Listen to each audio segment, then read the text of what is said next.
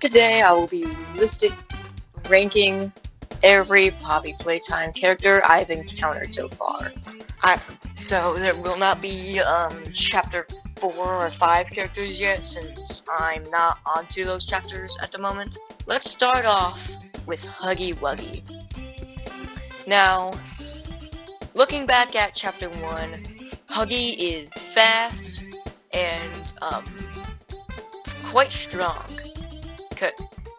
as he broke a part of the vent to start chasing us. So maybe Huggy can go to A tier. Gonna put Huggy in A tier. Next up we have Mommy Longlegs. Now Mommy Longlegs, like Huggy Wuggy, is quite fast, but she can also stretch her arms, allowing her to catch her victims much easier. And she waited until the end of the chapter to kill us herself, instead of, as it's most likely, she used these 3 characters to kill us instead of her. I guess I can put her in B tier. She's not my favorite, but she's still a good character. Now we got PJ Pug-a-pillar. PJ Pug-a-pillar was scary, man.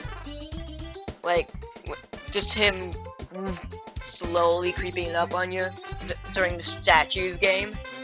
Ugh, hated it. So PJ Pug-a-pillar has a long body.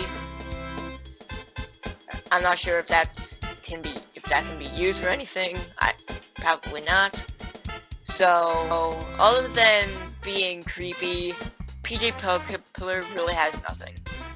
Now for the mini Huggies, aka Huggy Wuggy's children. These appear in the Wuggy game back in chapter 2.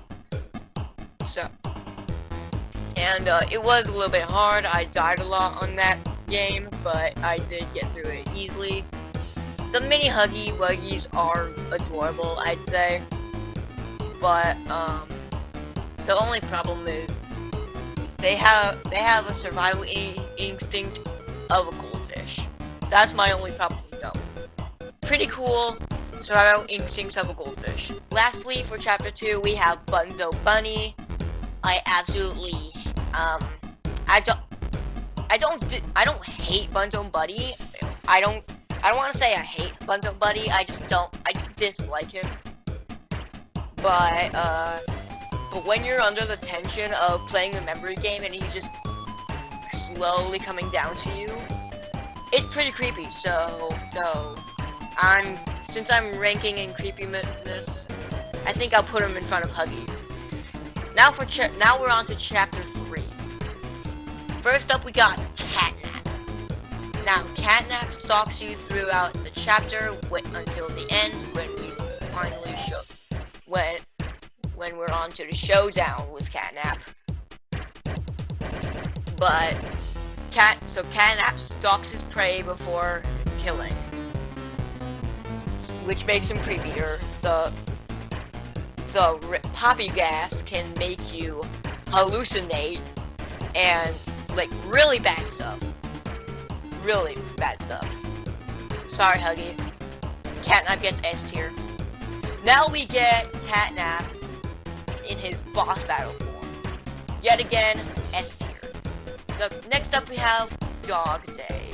I gotta say, the Dog Day chase in chapter 3 was quite tense.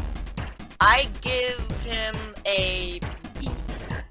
Now we have the Smiling Critters. I didn't want to make a tier for every single Smiling Critter, because that would make the video a bit long. For the Smiling Critters, so in the playhouse before we meet Dog Day, we get these little Smiling Critter toys just coming after us.